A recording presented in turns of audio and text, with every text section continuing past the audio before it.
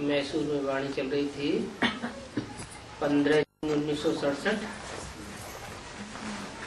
तीसरे पेज के मध्याह्न में बात चल रही थी जापान की तरफ पशुपतिनाथ कहा जाता है। पारसनाथ और पारसनाथी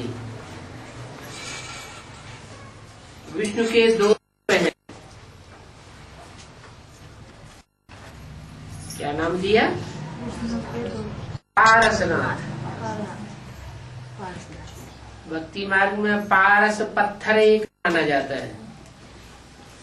कहते हैं उस पत्थर से लोहे को टच कर दें तो लोहा भी सोना बन जाता है।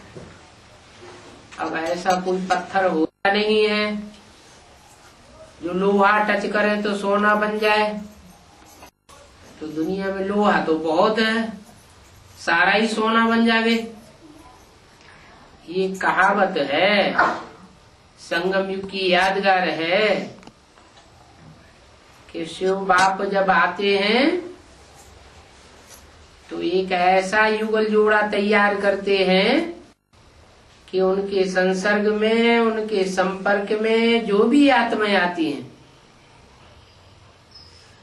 जो भी उनके नजदीक पहुंचती हैं या वो उनके नजदीक पहुंचते हैं तो क्या होता है? वो आत्माएं उनकी ही तरह परिवर्तित हो जाती है। जैसे सत्युग में कहते हैं यथा राजा तथा प्रजा, तो उसका फाउंडेशन भी यहाँ पड़ता है। जो नारायण और नारायणी बनने वाली आत्माएं हैं, ऐसी संपन्न स्टेज प्राप्त करती हैं कि उनके संग के रंग में आने वाले सब उन जैसे जाते हैं। उनका नाम दिया है पशुपतिनाथ। क्या? उसमें विष्णु का चित्र बनाते हैं।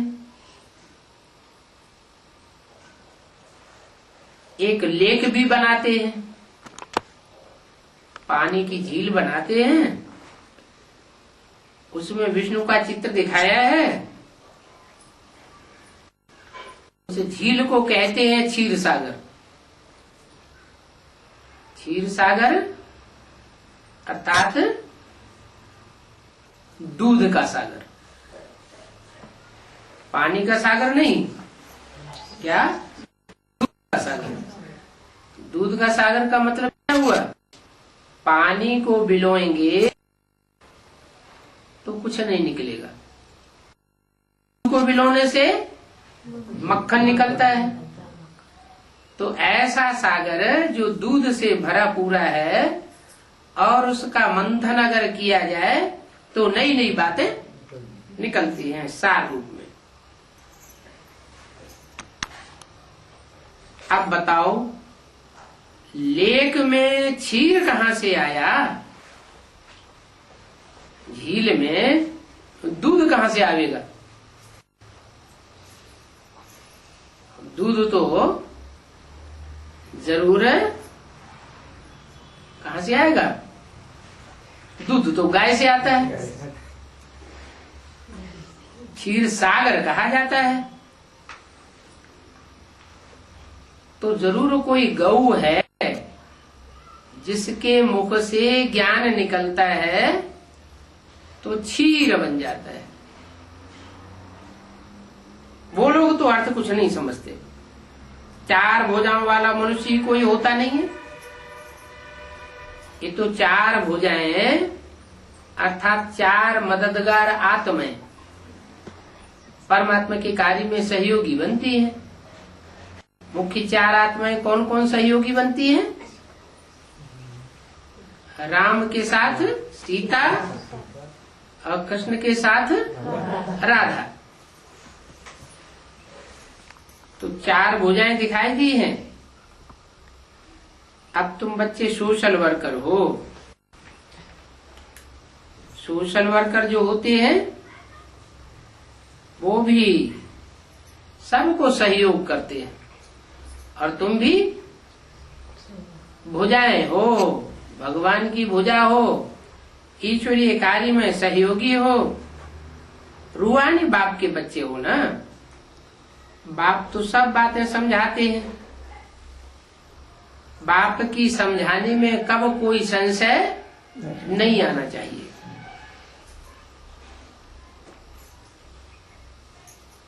संशय माना ही माया का तूफान। अगर संशय आता है तो समझ लेना चाहिए कोई माया का तूफान है। तुम हमको बुलाते ही हो कि हे पतित पावन आओ, इसलिए बुलाते हो, हैं? पतितों को पावन बनाने के लिए बुलाते हो। तो इसमें तूफान आने की क्या बात है? मोस्टली तूफान इसी पॉइंट में जास्ती आते हैं, क्या कि भगवान पतितों को पावन कैसे बनाता है। अरे दुनिया पतित बनना कब से शुरू हुई? द्वैतवादी युग से पतित बनना शुरू हुई। दो दो भांति हो जाती है, दो दो धर्म हो जाते हैं, दो दो राज्य हो जाते हैं, दो दो कुल हो जाते हैं, दो दो भाषाएं हो जाती है, तब से दुनिया का पतन होता है। और मैं आता हूं तो एक धर्म, एक राज्य, एक भाषा, एक कुल, एक मत की स्थापना कर देता हूं। क्या? जैसे घर में ढेर भांति होते हैं एक परिवार में, लेकिन परिवार का जो मुखिया होता है वो क्या चाहता है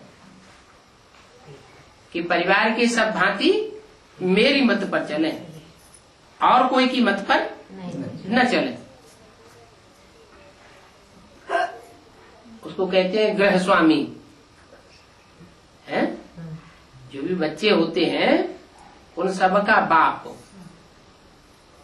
तो मैं भी इस सृष्टि पर आता हूं तो सारी वसुधा को एक कुटुंब बनाता हूं। क्या? ये सारी पृथ्वी एक परिवार है। ऐसा बनाने के लिए मुझे ये शिक्षा देनी पड़ती है, सब तज हरे भज। क्या? सब की तरफ से बुद्धि हटाओ और एक मेरे में लगाओ। सब संबंधियों की जो भी आशाएं हैं वो आशाएं सब मेरे में लगा दो। तो ये बातें समझानी तो पड़ती है ना। क्यों बुलाते हैं पतित पावन आओ? जरूर सर्व संबंधों की रग जब एक वाक्य में जुटी होगी और कोई में रग जावेगी ही नहीं तो संग का रंग एक का लगेगा या अनेकों का लगेगा? एक का लगेगा। द्वापर युग से क्या हुआ? द्वैतवाद बढ़ता गया, दो धर्म हो गए तो दो धर्म पिताएं हो गए, दो धर्म पिताएं हो गए, दो देश हो गए, दो राज्य हो गए।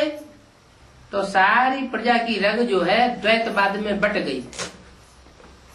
मैं कहता हूं मुझे एक को याद करो और कोई को याद न करो।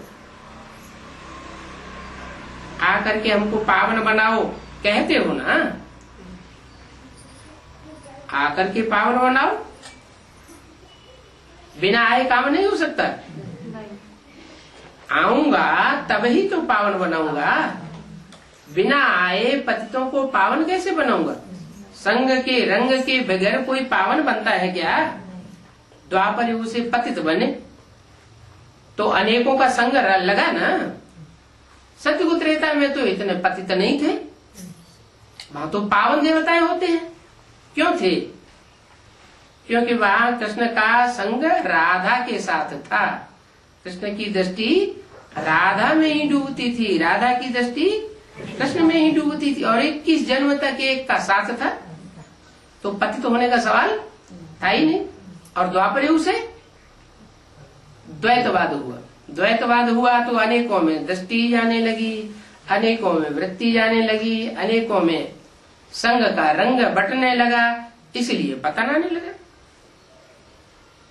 अभी तुम कहते हो भक्ति मार्ग में कि हे पतित पावन आकर हमको पावन बनाओ, तो मैं आया हुआ हूं। ऐसे नहीं कि आकर के ज्ञान सुना करके चला जाता हूं।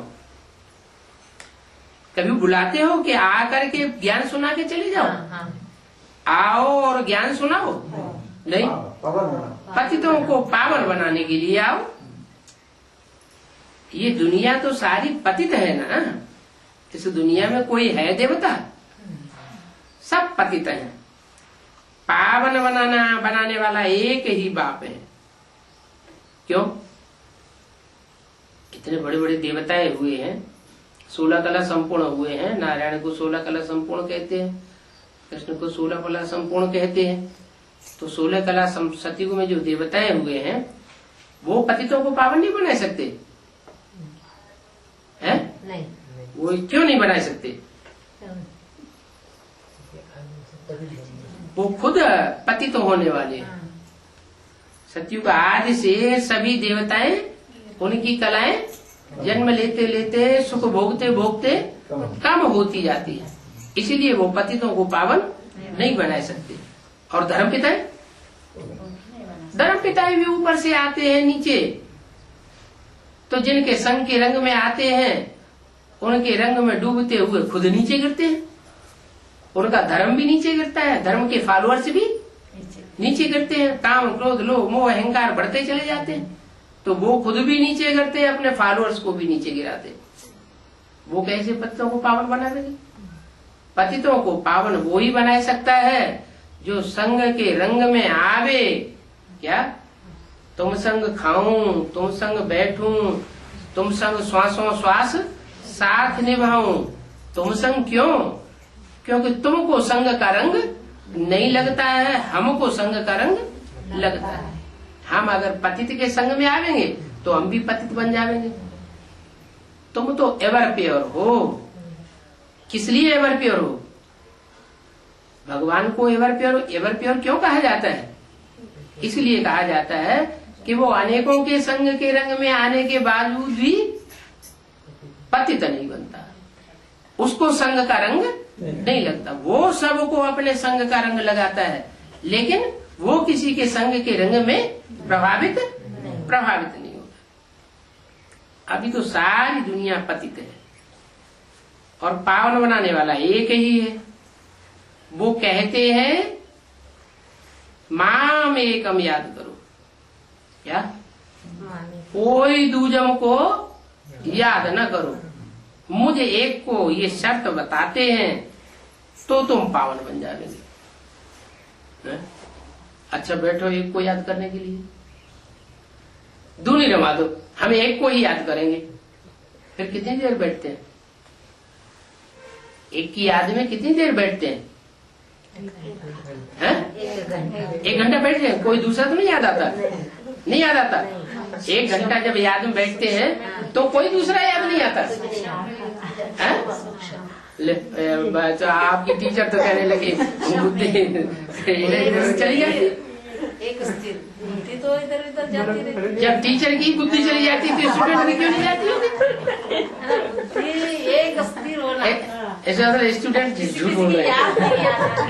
थोड़ी की भी याद नहीं आनी चाहिए। एक की याद रहे। माम एकम याद करो, मुझ एक को याद करो तो पति से पावन बन जाएंगे। तो 1 घंटे जब याद में बैठते हैं तो चेकिंग करो कि बुद्धि कहीं इधर उधर तो नहीं जाती है। थोड़ी चली जाती है। जाती है तो फिर जाती है तो फिर एक की याद कहाँ हुई? तो जो विरुद्ध है एक को याद करो वो तो टूट गया। जो बार बार माया आती है, बार बार हमको बुलाती है, तो बार बार हम माया को भगाएं और फिर एक को याद करें। एक से प्रीत तो पति से पावन बन जाएंगे। अच्छा, माया बार बार इंटरफियर करती है, बार बार भगाना पड़ता है, बार बार एक को याद करना पड़ता है, बुद्धि नहीं टिकती है। अच्छा तो फिर 84 के चक्कर को याद करो। क्या? सतयुग में हमने कैसे जन्म लिए, त्रेता में कैसे जन्म लिए, द्वापर में कैसे नीचे गिरे, कैसे कैसे धर्म पिताएं आए, द्वापर कलयुग में आकर के क्या क्या होता है, कितने कितने जन्म लिए। बुद्धि बुद्धि में ये चक्कर घूमता रहे। फिर संगम में कैसे बाप आते हैं, फिर हमको पावन बनाते हैं, ये बुद्धि में बातें फिर आते रहो। बाप को कहा जाता है पतित पावन। क्या? पतितों को पावन बनाने वाला। ऐसे नहीं बाप को कहा जाता है पतित पावन, बना बाप पतित भी है, बाप पावन भी है।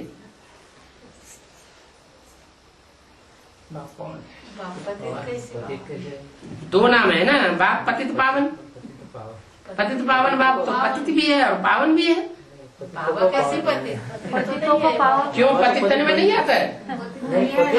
पतित तन में आता है, पतित तन में आता है और पावन आता है।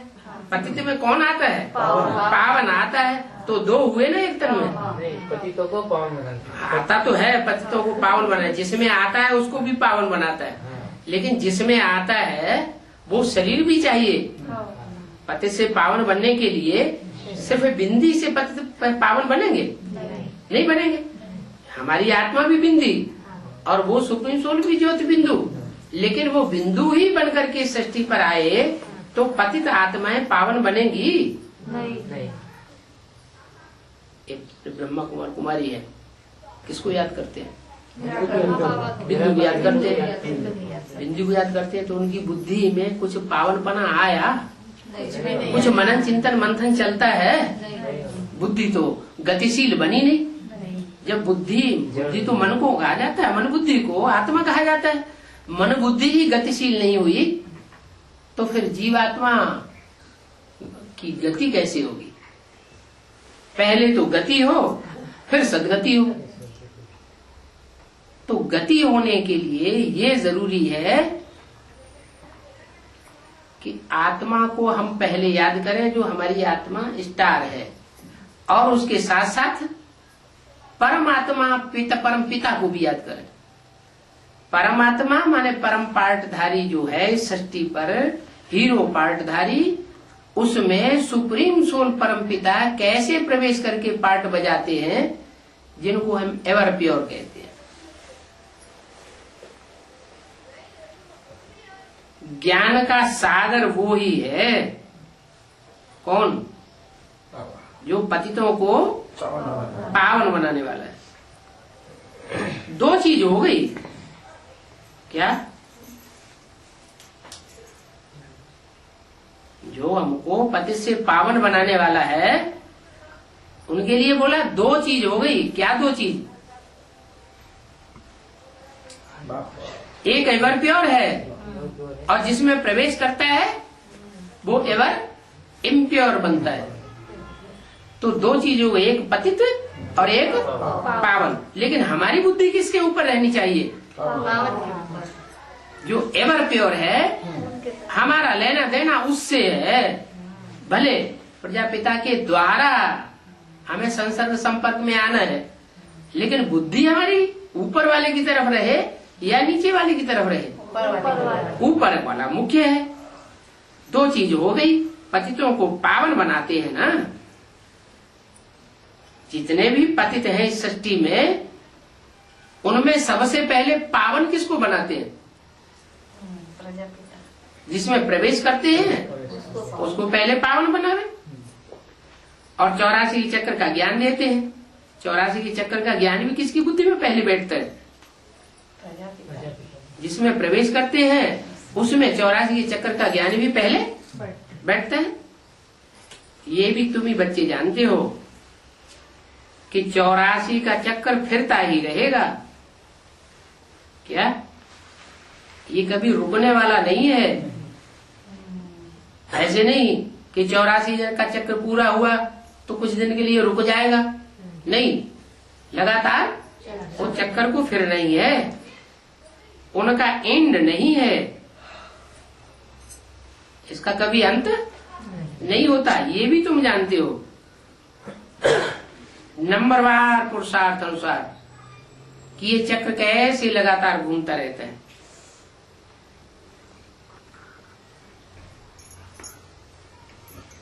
उनको पतियों का पति भी कहते हैं।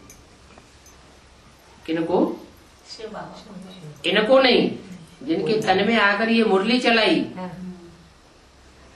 उनके लिए कहा इनको पतियों का पति नहीं कहते, इनका तो नाम ही है ब्रह्मा। ब्रह्मा माने बड़ी माँ। बड़ी माँ, तो बड़ी माँ को पति थोड़ी कहेंगे, इनको पतियों का पति नहीं कहेंगे, उनको माना जो पार्ट आगे भविष्य में बजने वाला है उनको पतियों का पति कहते हैं।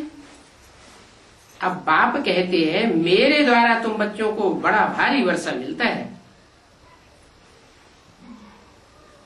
कहते हैं अभी बाप कि बड़ा भारी वर्षा मिलता है तुमको मेरे द्वारा, और उनको पतियों का पति कहा जाता है। तो मेरे को याद, जिसके लिए मेरे शब्द कहा उसको याद करें या उनको याद करें? मेरे को याद करें। मेरे को जिसको लिए मेरे कहा वो कहने वाला तो ब्रह्मा के तन में बैठा हुआ है, वो तो पतियों का पति है ही नहीं। तो बाबा से गलत ही हो रहा है। क्या गलत हो रहा है? तो सभी ब्रह्मा को मारे जाते देने वाला तो शिव बाबा है ना।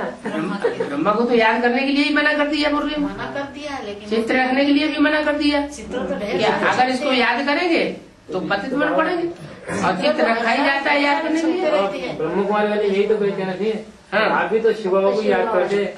हम शिव बाबा को याद करते, लेकिन मुरली कहती है उनको याद करना, तो हम इनको याद नहीं करना। हम उनको का मतलब वो भविष्य में पाठ बजने वाला है। ये मुरली तो सन 67 की है। तो अभी बाप कहते हैं तुम मेरे द्वारा बच्चों को बड़ा भारी वर्षा मिलता है। वर्षा तो मेरे द्वारा मिलता है, बड़ा भारी वर्षा मिलता है, लेकिन याद किनको करना है? परंतु ऐसे मुझ बाप को भी फारकती क्यों दे देते हो? बाबा को ये बात बार बार याद आ जाती है कि मेरे को फारकती क्यों दे देते हैं?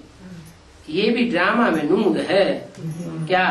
बार बार फारकती देने की। कहाँ नूद हुई? ये नूद कहाँ होती है? संगम युग में जो हम पार्ट बजाते हैं, बार बार माया रावण की चक्करी में आ जाते हैं, माया रावण के बन जाते हैं और बाप को फारकती दे देते हैं। फारकती देते हैं फारकती नहीं देनी चाहिए। तो क्या करते हैं? पढ़ाई को ही छोड़ देते हैं। वो तो बोलते चलो ब्रह्मवासी याद कर रहे हैं, हमको शंकर से नहीं याद करना है। देने वाला तो बोले शिव बाबा ये सब शंकर बाबा जिसको कहते हैं वो तो साकार निराकार का मेल है। जिसको बाबा कहते हैं वो है साकार निराकार का मेल। ऐसे नहीं कि वो बिंदी है। साकार ऐसे भी नहीं है कि वो माँ का रूप है, नहीं। वर्षा तो मिलता है बाप से। तो ब्रह्मा का रूप जो है साकार तो है, लेकिन वो माँ का रूप है, वर्षा देने वाला रूप नहीं है। वर्षा जिससे मिलता है वो जगत का पिता कहा जाता है।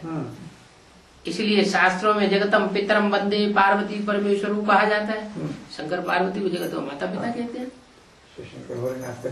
अंग्रेज लोग उसको एडम कहते हैं, मुसलमान लोग उसको आदम कहते हैं। मानते तो सभी है ना। तो बाप कहते हैं जब फारकती देते हैं तो पढ़ाई को ही छोड़ देते हैं। अरे चलो तुम ब्रह्मा कुमारियों को फारकती दो, उनसे तुम्हारा झगड़ा होता है, तुम उनसे उनकी बात मत सुनो, पढ़ाई तो मत छोड़ो। पढ़ाई भी छोड़ देते हैं। कितने मूर्ख हैं। तो बाप कहते हैं मूर्ख ते मूर्ख सारी दुनिया भर में अगर कोई देखना हो तो यहाँ आकर के देखो, और अकलमंद भी देखना हो तो यहाँ आकर के देखो। माने मेरे ही बच्चों में कोई तो बहुत अकलमंद है और कोई बहुत मूर्ख है। कैसे है? एक बाप के बच्चे तो बहुत अकलमंद और बहुत मूर्ख क्यों है? इसका कारण क्या है? नहीं क्यों है नंबरवार? एक ही खून के तो बच्चे हैं, सबके अंदर ज्ञान तो एक ही ने डाला है, फिर अलग अलग तरीके के क्यों पैदा होते हैं?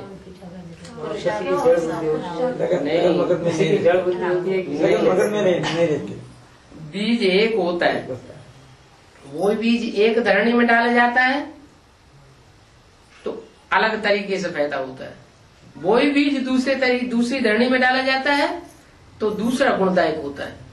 बीज एक है लेकिन धरणी अनेक प्रकार की हो जाती है। बाबा ये हनुमान स्वामी अपने ये क्यों बोलते हैं हमारे ब्रह्मा बाबा ये है, हमने इसे बोल के नहीं हमारे शिव बाबा है, हमने ये करते नहीं बोलते, तुम ऐसे कैसे क्या है नहीं बोलते, शिव बाबा एडवांस वाले थोड़े बोलते, बीके वाले बोलते हैं। हाँ मैं नहीं बोली नहीं हमारा ईश्वर नहीं है, हमने तो बोले हमारे शिव बाबा के ऊपर है। ये मेरे से 2 बार टकराई ये लोग।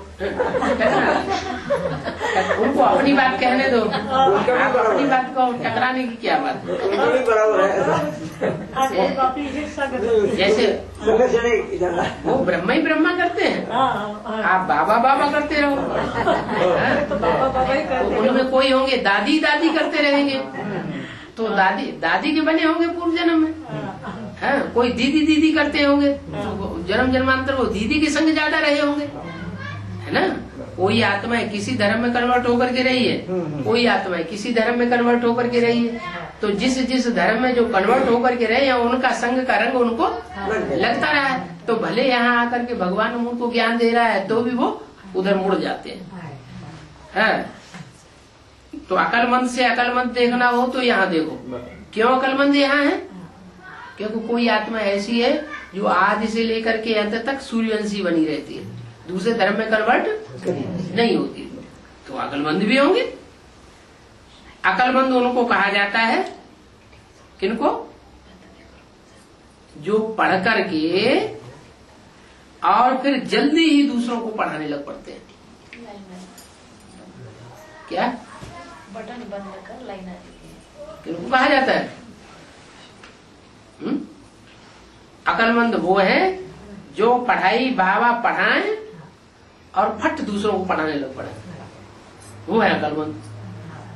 कोई तो ऐसे होते हैं उनको बार बार ज्ञान सुनाओ, एक कान से सुनते हैं दूसरे कान से निकालते हैं, उनकी बुद्धि में बैठता ही नहीं, लड़ाई लड़ते रहते हैं, झगड़ते ही रहते हैं, हमारी बुद्धि में बैठता ही नहीं, हमें नहीं समझ में आता है, तुम्हारी बातें सुनने से हमारा सर दर्द होता है, ऐसे बोलते हैं। और कोई बच्चे ऐसे होते हैं कि सुनते हैं और सुनने के साथ ही साथ खुद भी समझ जाते हैं और दूसरी जगह उसी दिन दूसरी जगह गए और दूसरों को सुनाने लग पड़ते हैं, तो उनको कहेंगे अकलमंद। क्या उनकी तीखी बुद्धि है। क्यों? उनकी बुद्धि में ऐसे इतनी जल्दी क्यों बैठता है और दूसरों की बुद्धि में क्यों नहीं बैठता है? बड़ी बनाई बन रही अब कुछ बन नहीं जाए। 63 जन्म में जिनके साथ लगाव रहा है उन्हीं की बात उनको समझ में आएगी। बाबा की बातों के साथ उनका लगाव रामकृष्ण की आत्मा के साथ नहीं रहा होगा तो उनकी बुद्धि में वो बात बैठती नहीं।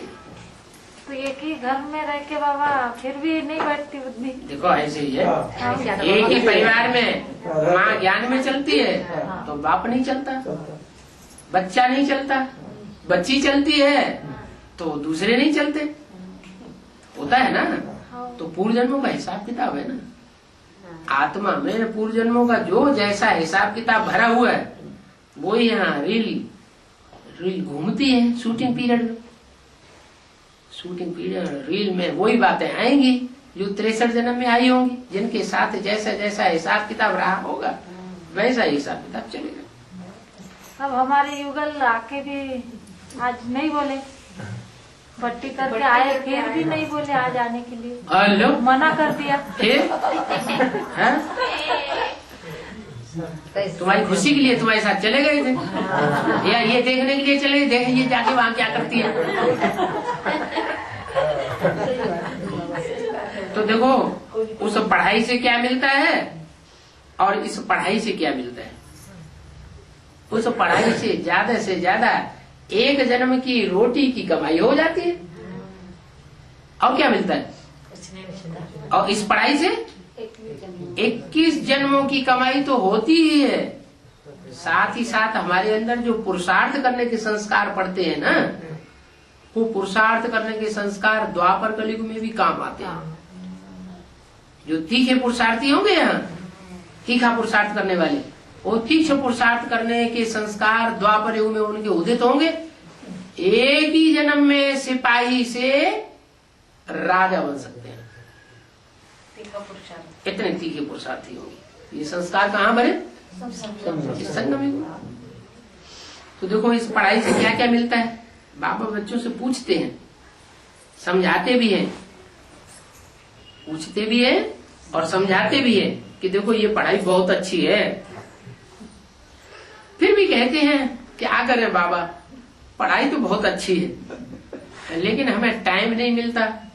हम ये पढ़ाई पढ़ने के लिए ऊंचे स्कूल में जा नहीं सकते, हम भर्ती कर नहीं सकते, हम कोर्स पूरा कर नहीं सकते। हमको तो बहुत टाइम मिलता है। जिस्मानी पढ़ाई नहीं पढ़ेंगे, कहते हैं क्या बहाना क्या बनाते हैं, अगर हम जिस्मानी पढ़ाई नहीं पढ़ेंगे तो फिर हमारे मित्र संबंधी नाराज होंगे। तो मित्र संबंधियों को खुश करने के लिए हमें ये जरूरी है क्या क्या कि हम डागली पढ़ाई पढ़ते रहे। बाप कहते हैं दिन प्रतिदिन समय बहुत थोड़ा होता जाता है, क्या ये रूहानी पढ़ाई पढ़ने का टाइम बहुत थोड़ा रह गया है, टाइम नुदा हुआ है। क्या जो और धर्म पिताएं आते हैं वो भी ज्यादा से ज्यादा 100 साल, इसके 100 साल के अंदर वो अपना धर्म स्थापन करते के चले जाते हैं। मैं भी इस दुनिया में 100 साल के लिए आता हूँ, उसमें भी 70 साल तो बीत गए। क्या 2/3 हिस्सा बीत गया, 1/3 हिस्सा बचा है। उसमें भी आगे आने वाले टाइम में मारा मारी पता नहीं कितनी होगी, भगदड़ मच जाएगी। उस टाइम कोई पढ़ाई नहीं पढ़ सकेगा। अभी जो थोड़ा समय रह गया है, पढ़ाई पढ़ो सो पढ़ लो, फिर उसके बाद फिर जो जितनी पढ़ाई पढ़ ली उतनी रह जाएगी।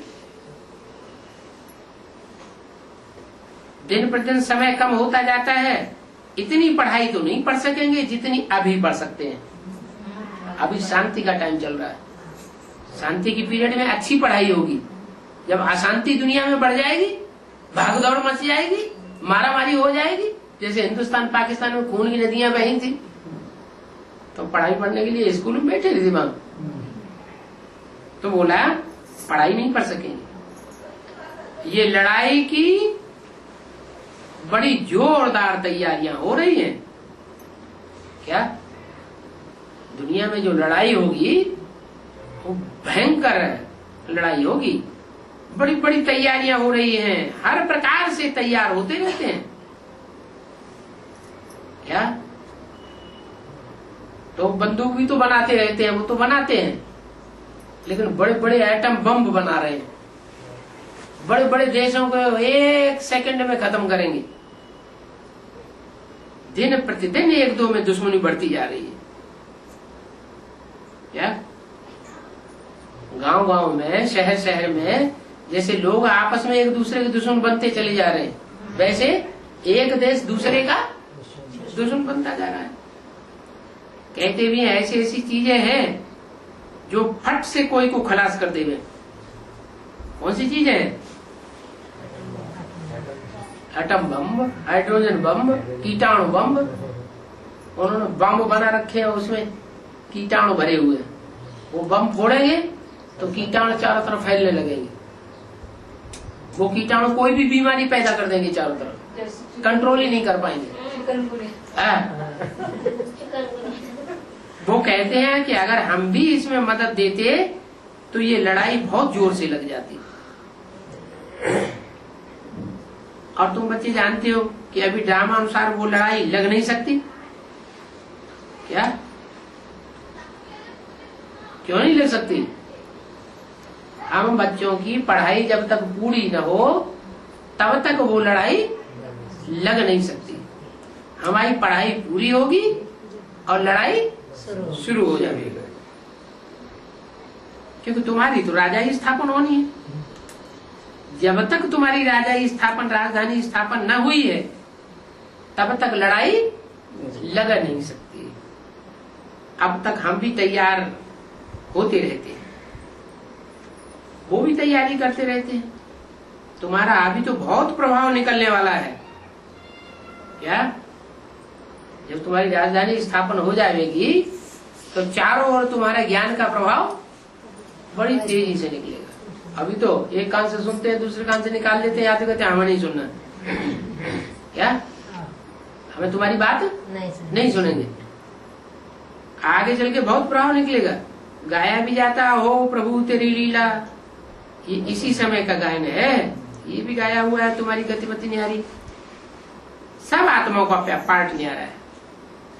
अभी बाप तुमको श्रीमत दे रहे हैं कि माँ में कम याद करो तो तुम्हारे सब विकर्म भस्म हो जाएंगे। क्या जब सब पाप कर्म तुम्हारे भस्म हो जाएंगे तो फिर तुमको इतनी मेहनत नहीं करनी पड़ेगी। थोड़ा सा किसी को सुनावेंगे, फट से असर पड़ जाएगा। थोड़ी सी किसी को दृष्टि दी और वो खत आकर्षित होने लगेगा। मनुष्यों की मत अब कहती है कि पतित पावनी गंगा है। क्या वो मनुष्य क्या कहते हैं? पतितों को पावन बनाने वाली गंगा है। कौन सी गंगा? पानी की गंगा?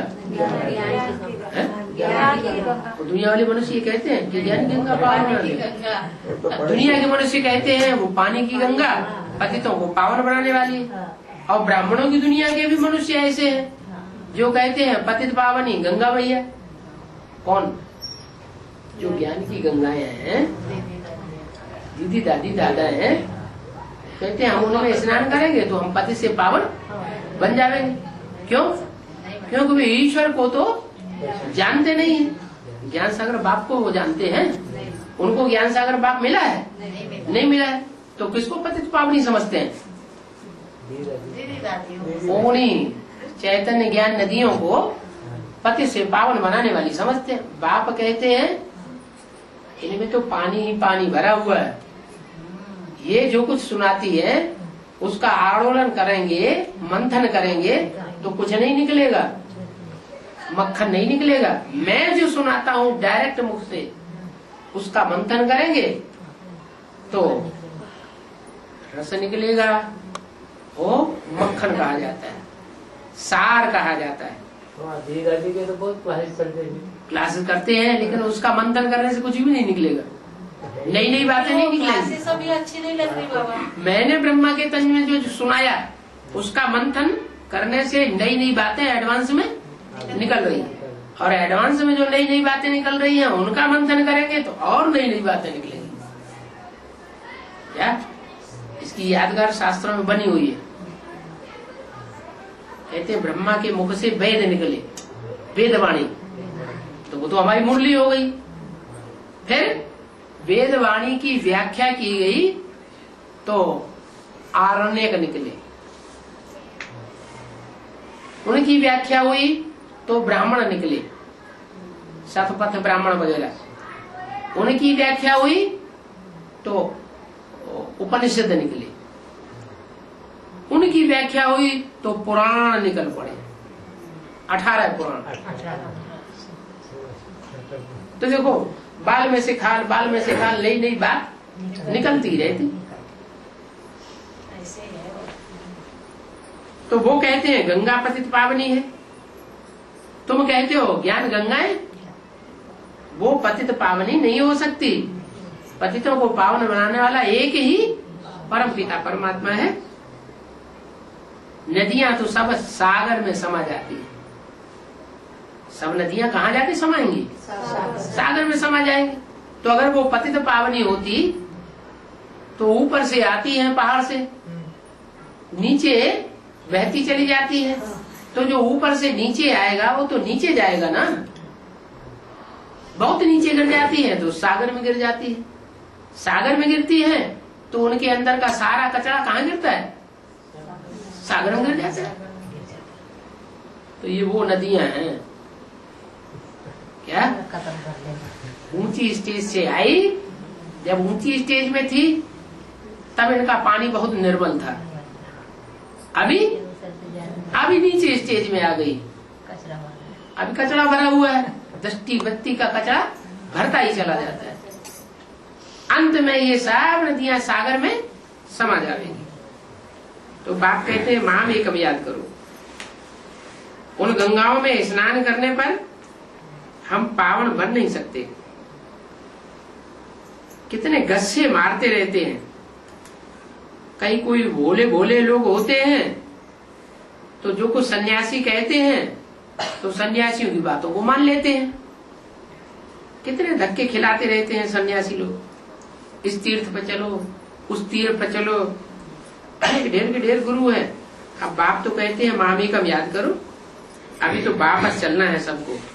कहाँ है? एक बाप के धाम में वापस चलना है। फिर वापस पार्ट बजाने आना है। 15/6/67 की वाणी का चौथा पेज। भले सतो प्रधान, फिर सतो रजो तम में पार्ट बजाते हैं। इस समय सारा झाड़ पुराना है।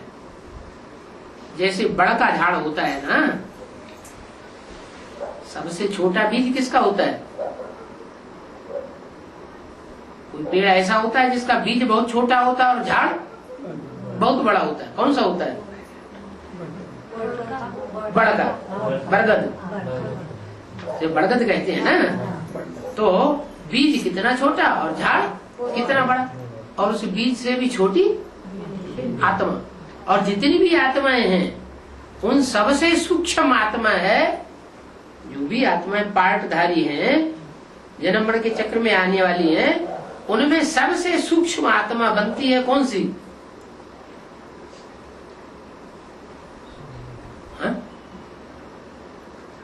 प्रजापिता। तो वो प्रजापिता, वो बीज इतना छोटा है कि जब इस सृष्टि पर वो बीज बोया जाता है तो इतना बड़ा झाड़ 500-700 करोड़ पत्तों का बन जाता है। कितना छोटा सा आत्मा का रूप और कितना उसका विस्तार हो जाता है। उसका थुर खत्म हो गया है। किसका? जो बड़का झाड़ है उसका थुर खत्म हो गया। माना देवी देवता सनातन धर्म का जो थुर था वो खलास हो गया। बाकी सारा झाड़ खड़ा है। देवी देवता खत्म हो गए, हिंदू रह गए, मुसलमान रह गए, क्रिश्चियन रह गए। दुनिया में दूसरे दूसरे धर्म की टाल टालियां बड़ी मोटी मोटी खड़ी हुई हैं, और देवी देवता दिखाई नहीं पड़ते। तो उनका बड़का मिसाल देते हैं। अभी एक आदि सनातन देवी देवता धर्म है ही नहीं, बाकी सब है। अब फिर से आदि सनातन देवी देवता धर्म की स्थापना हो रही है, बाकी सब विनाश हो जाते हैं। तुम जानते हो कि हम सभी राज्य करते थे, कोई धर्म नहीं था, हम ही विश्व के मालिक बने थे। विश्व में शांति सिवाय परमपिता परमात्मा के और कोई कर ही नहीं सकता। सारे विश्व का बाप तो एक ही है ना, तो एक बाप ही विश्व में शांति पैदा करेंगे ना। परमपिता परमात्मा ही कर सकते हैं, कर रहे हैं। 100% पवित्रता सुख शांति ड्रामा प्लान अनुसार अब भी स्थापन कर रहे हैं। कैसे? सो आकर के समझो। विश्व में शांति सिवाय परमपिता परमात्मा के कोई मनुष्य मात्र नहीं कर सकता। क्यों नहीं कर सकता? इतने बड़े बड़े सम्मेलन करते रहते हैं विश्व शांति के लिए, तो क्या फालतू कर रहे हैं? फालतू ही कर रहे हैं। क्यों? क्योंकि वो सब मनुष्य हैं। क्या है? मनुष्य है। उनका मन चलायमान रहता है। क्या? मन की औलाद मनुष्य। वो मनमत से जो कुछ भी करेंगे उससे कोई फायदा होने वाला नहीं है।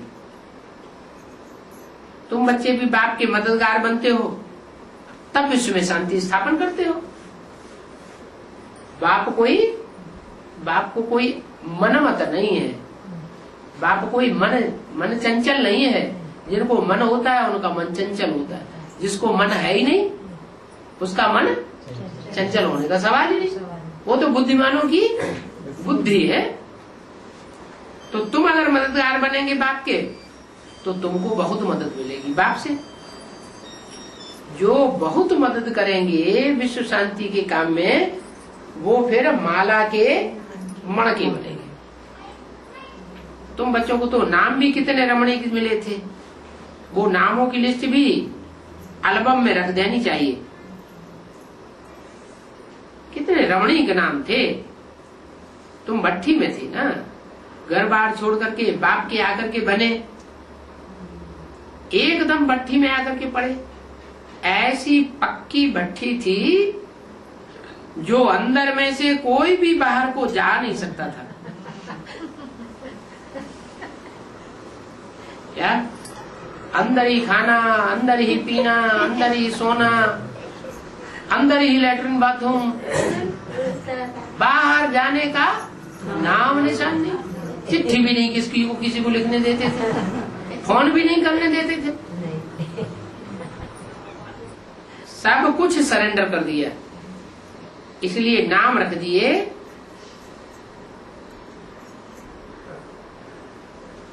अभी नाम नहीं रखते हैं।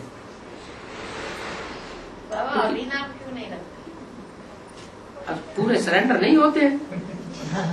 पहले भी पूरे सरेंडर नहीं हुए तो नाम रखना बंद कर दिया। लिस्ट भी संदेशी को मिली थी, बाबा ने नाम रख दिए। तुम ब्राह्मणों की माला तो फिर बन भी नहीं सकती।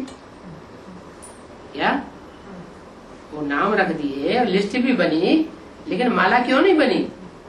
माला इसलिए नहीं बन सकती कि ब्राह्मण जो है वो कभी कंप्लीट होते नहीं। ब्राह्मणों की माला नहीं बन सकती। ब्रह्मा की औलाद है ना, ब्रह्मा अधूरा तो ब्राह्मणों की माला भी अधूरी। बाबा तो जवाहरी था ना, ये जवाहरी तो जानता था कि मोतियों की माला कैसे बनती है, रुद्राक्ष की भी माला बनती है। उसमें फ्रंट में बड़े बड़े मोती, फिर छोटे छोटे पिछाड़ी तक हो जाते हैं। रुद्राक्ष की जो माला बनती है वो बड़े बड़े ऊपर लगाए जाते हैं और छोटे छोटे नीचे की ओर। वो फिर देखने में भी नहीं आते। क्या मतलब? जो बड़ा बड़ा काम करते हैं वो सारी दुनिया की नजर में ज्यादा देखने में आते हैं, और जो छोटे छोटे छोटी सेवाएं करते हैं वो उतने देखने में नहीं आते। फूलों को तो बड़े बड़े छोटे सभी नमन करते हैं। ये बाप बड़ा फूल है ना। अब बाप भी बच्चों को नमस्ते करते हैं, बच्चे बाप को करते हैं, तो ये भी एक नम्रता है। क्या? कि बाप बच्चों को, बाप बड़ा होते हुए भी बच्चों को नमन करता है। नमस्ते बाबा, नमस्ते बच्चों। इसमें भी बड़ा अर्थ है। किसमें? नमस्ते में नमन करना, झुकना। बाप बच्चों को क्यों झुकते हैं, फिर बच्चे बाप को क्यों झुकते हैं, इसमें भी बड़ा अर्थ भरा हुआ है। जब बच्चे बड़ा काम करते हैं तो बाप झुकते हैं, और जब बाप बड़ा काम करते हैं तो बच्चे झुकते हैं। ये कब की बात है? संगम युग की बात है। बाप जब संसार में सबकी नजरों में छोटा दिखाई पड़ता है और बच्चों की नजरों में बड़ा दिखाई पड़ता है, इसका मतलब बच्चे पहचान लेते हैं, दुनिया वाले पहचानते नहीं। तो जो पहचानने वाले बच्चे हैं वो बाप को संसार के सामने प्रत्यक्ष करते हैं, तो बाप बच्चों को नमन करते हैं। बाप कहते हैं, बच्चे I am your most obedient servant. तो भक्ति मार्ग में देखो अनर्थ है, और तुम्हारा तो सब अर्थ सहित है, तभी तो तमो प्रधान बन गए हो ना। क्योंकि दुनिया ही अनर्थों की हो गई है। अभी तुम माला उठा करके राम राम नहीं कहेंगे, क्यों? बाबा बाबा हम जानते हैं कि हर माला के मणके में कोई राम थोड़ा ही बैठा हुआ है, बाबा न बाबा बैठा हुआ है। नहीं। हर माला के मणके को हम सिमरेंगे बैठ करके क्या? ये स्मरण करेंगे, माने करेंगे भी तो इसीलिए स्मरण करेंगे कि उसने ईश्वरीय सेवा में कोई अच्छा काम किया है। बाप स्वयं अपनी रुद्रमाला बनाए रहे, क्या कहा है? बाप स्वयं अपनी रुद्रमाला बनाए रहे, स्वयं बनाए रहे।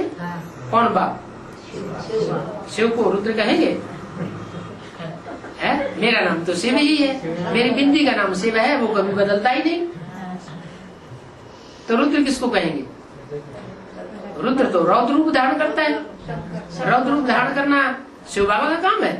शिव बाबा तो प्यार का सागर है, वो रौद्र रूप कैसे धारण करेगा? रौद्र रूप में भी तो प्यार भरा है। तो जिसमें प्रवेश करते हैं वो रौद्र रूप धारण करता है, उसके द्वारा रुद्र ज्ञान यज्ञ की शुरुआत होती है। इसलिए कहते हैं रुद्र ज्ञान यज्ञ, शिव ज्ञान यज्ञ नहीं, ब्रह्मा ज्ञान यज्ञ नहीं, विष्णु ज्ञान यज्ञ नहीं, क्या? रुद्र ज्ञान यज्ञ। आम बीज प्रतपिता, जिसके द्वारा मैं ज्ञान का बीज बोता हूँ, वो रुद्र है। आज भोग है क्या? आज भोग है, ये है सुहावना संगम युग। पियर घर ससुर घर वाले आपस में मिलते हैं, कब? संगम युग। पियर घर वाले कौन? पियर घर वाले कौन है? पियर घर वाले हैं बीके वाले, ब्रह्मा को फॉलो करने वाले।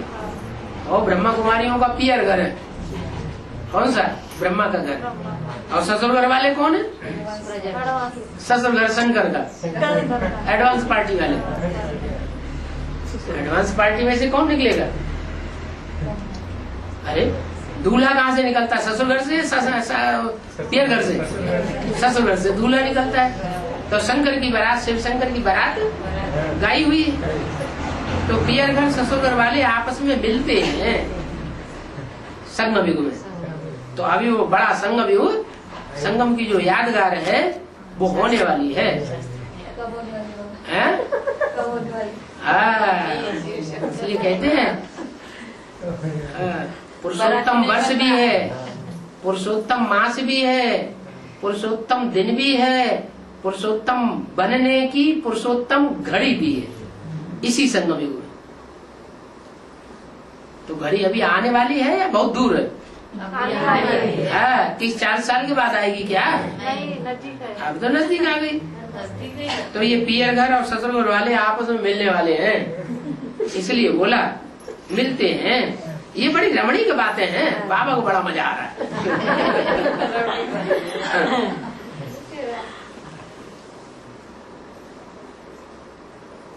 बड़ी रमणीक बातें हैं। बाप को और चक्कर को याद करो तो रमणीकता आ जाएगी।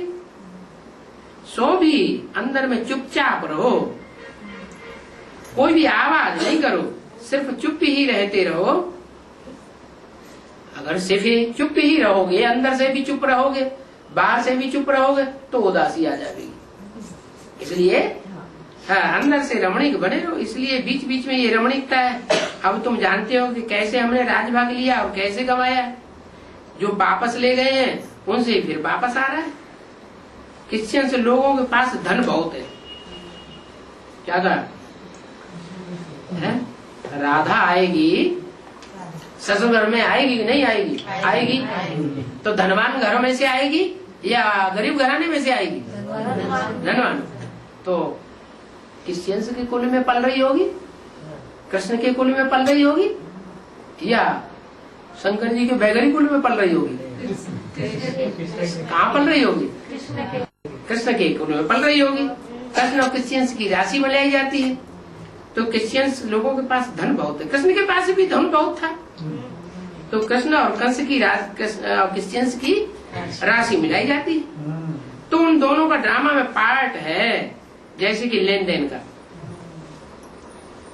देते भी हैं तो लेते भी हैं। बहुत मदद मिलती है भारत को। क्या कलयुग अंत में भारत तो भिखमंगा बन जाता है, तो उनको दान कौन देता है? ये क्रिश्चियन से दान देते, नहीं तो भूखों मरना पड़ेगा। अभी तो देखो अनाज की कितनी तंगी है, क्या कलयुग अंत में भारत में अनाज पैदा ही नहीं होता, पैदा होता है तो उसमें कीड़े कीड़े भरे हुए। अनाज खाने से शरीर में कीड़े बढ़ रहे हैं घट रहे हैं? बढ़ रहे हैं, क्योंकि यूरिया मिल रहा है। अनाज काहे से बनता है? यूरिया से। यूरिया काहे से बनती? यूरिया ही शब्द ही बताता है, यूरिया माने यूरिन, यूरिन में पेशाब। कितनी विषैली चीजें हैं। इन विषैली चीजों से जो अनाज पैदा होता है, इस अनाज से सब बीमार पड़ते चले जा रहे हैं, सबके शरीरों में कीड़े भरते चले जा रहे हैं। बाप रे।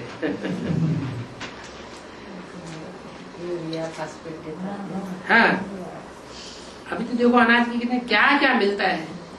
यहाँ तो तुम्हारी हर एक चीज नंबरवार वहाँ होगी। यहाँ पर ही ऐसी ऐसी चीजें हैं, तो विचार करो कि सतयुग में क्या नहीं होगा। तो ऐसी बादशाही लेने के लिए तुम बच्चों को पुरुषार्थ तो करना पड़े। कुछ भी तकलीफ है, सिर्फ बाप को ही तो याद करना है। अब 84 का चक्कर पूरा हुआ है, चलना है अपने घर। अच्छा, बच्चों को गुड मॉर्निंग और नमस्ते।